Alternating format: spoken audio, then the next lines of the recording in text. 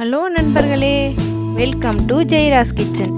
இன்றைக்கி நம்ம கிச்சனில் பார்க்க போகிறது சூப்பரான சிக்கன் பிரியாணி 1 kg தம் பிரியாணி செய்ய போகிறோம். சாதம் வடிச்சிட்டு தம் போட்டு பிரியாணி செய்ய போகிறோம். வாங்க எப்படி செய்கிறதுன்னு பார்க்கலாம்.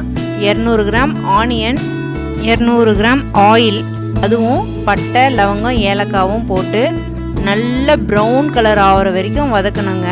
அது வதங்க ஒரு 10 நிமிஷமாவது ஆகும். அதுக்குள்ளே நாம் 1 kg பாஸ்மதி ரைஸை ஒரே ஒரு தண்ணி ஊற்றி அலசிட்டு 15 நிமிஷத்துக்கு ஊற வச்சிடலாம்.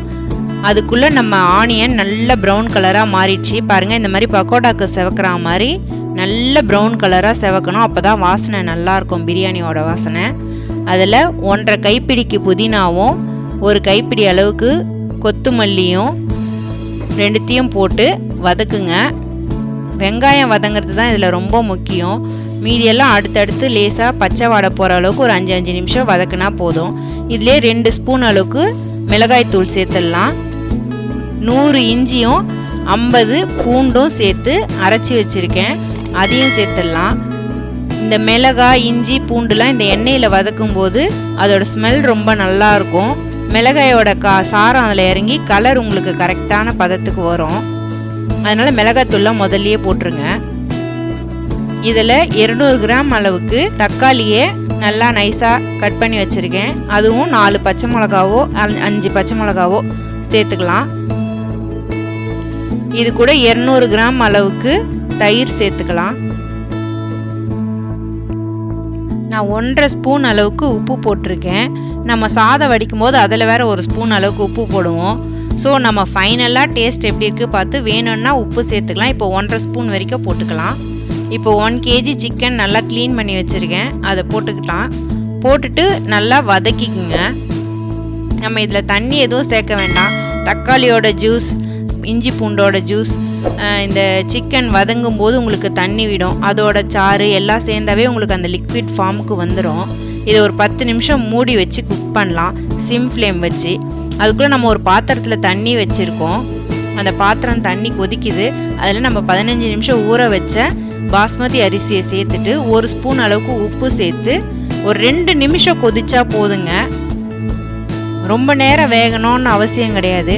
பாருங்கள், இந்த மாதிரி நல்லா முழுசாக நெட்டாக இருக்கும்போதே ஒரு 2 நிமிஷம் கூடவே இருந்து சாதத்தை வடிச்சிடலாங்க.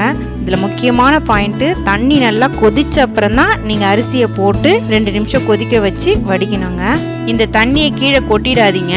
நம்ம தம் போடுறதுக்கு இந்த தண்ணி அவசியம். பாருங்கள், நல்லா உதிர் உதிராக அழகாக நெட்டாக இருக்குது. இப்போ நம்மளோட சிக்கனும் 10 நிமிஷம் அங்கே வெந்துடுச்சு, சாதமும் ரெடி ஆயிடுச்சு. ஃபைனலாக ஒரு பாதி எலுமிச்சை பழத்தை பிழிஞ்சிட்டு நம்ம கலந்து உப்பு எப்படி இருக்குன்னு ஒரு வாட்டி பார்த்துக்கலாம். அதில் சாதத்தை வடித்து வச்சுருக்க சாதத்தை கொட்டிடலாம். இப்போ நம்ம கலந்து வச்சுருக்க மசாலா விழுதும் நல்லா சூடாக ஹீட்டாக இருக்குது.